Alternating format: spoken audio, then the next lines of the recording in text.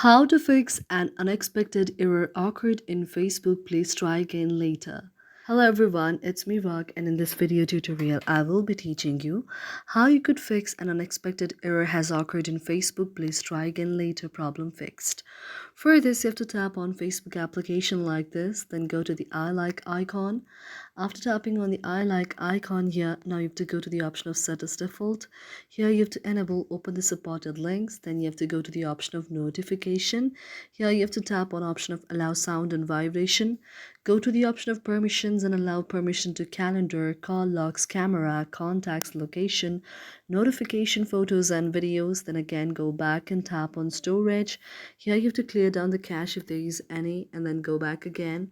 Then you can tap on app details and store. After tapping on app details and store, if you still face the problem, you can just go to the option of email and let the Facebook meta contact there, and this way your problem may be fixed.